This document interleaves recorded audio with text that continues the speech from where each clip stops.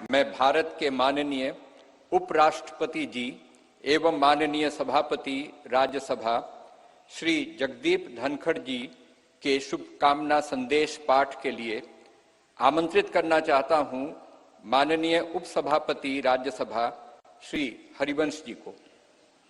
माननीय हरिवंश जी। भारत के उपराष्ट्रपति संदेश। भारतीय लोकतंत्र की अभूतपूर्व विकास यात्रा की इस महत्वपूर्ण ऐतिहासिक घड़ी और गौरव क्षण में पूरे देश को हार्दिक बधाई देते हुए मुझे अपार खुशी है। हमारा मौजूदा संसद भवन आजादी मिलने से आज दुनिया की एक बड़ी ताकत के रूप में भारत की पहचान बनने तक की ऐतिहासिक यात्रा का गवाह है।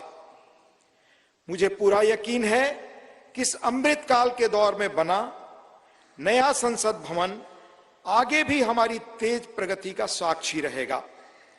आत्मनिर्भर भारत बनाने से लेकर जनता की मूलभूत सभी जरूरतों की पूर्ति तक, देशवासियों को सशक्त बनाने से लेकर समग्र गरीबी उन्मूलन तक, यह गौरवशाली भवन भावी दशकों के दौरान अनेक ऐतिहासिक पलों का अध्याय लिखेगा। नई संसद हमारी शाश्वत धाराओं का प्रतीक है।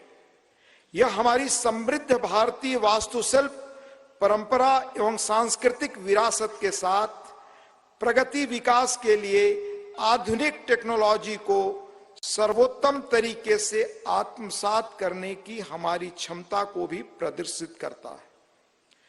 वैश्विक कोविड महामारी से उत्पन्न चुनौतियां हमारे कर्मठ व प्रतिबद्ध श्रम शक्ति के अटल संकल्प को रोकने में विफल रहीं। यह भव्य देशज नई संसद गुलामी की मानसिकता से मुक्ति के हमारे राष्ट्रीय संकल्प का भी प्रतीक है। मुझे बेहद खुशी है कि हमारी संसद का नया भवन भारतीय मूल्यों संस्कारों का प्रकाश स्तंभ है। इसमें हमारे मुल्क की विविधता, देश के हर कोने से लाई गई कलाकृतियां व मूर्तियां हैं, जो भारतीय कला तथा संस्कृति की श्रेष्ठतम प्रदर्शनी के रूप में इसकी भव्यता में चार चांद लगाती है। संसद को लोकतंत्र का मंदिर कहा जाता है।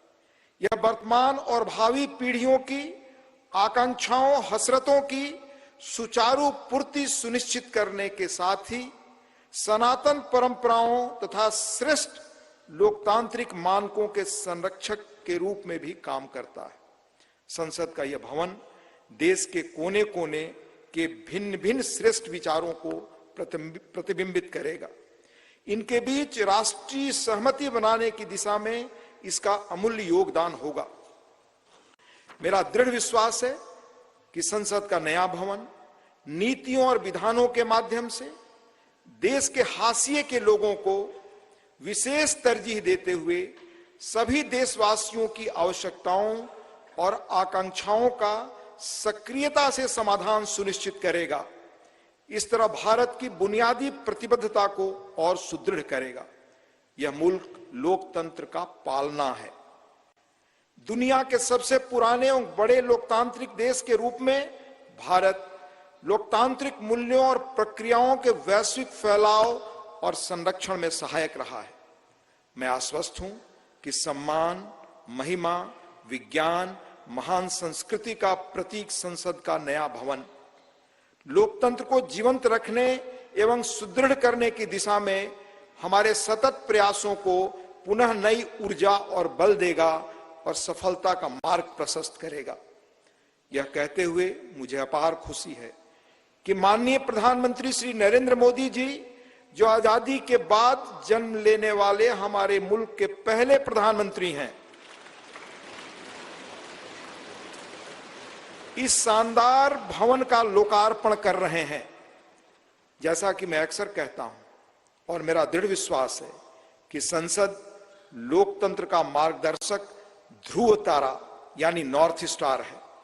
संसद लोगों के जनादेश को प्रतिबिंबित करने वाला सबसे प्रामाणिक मंच है।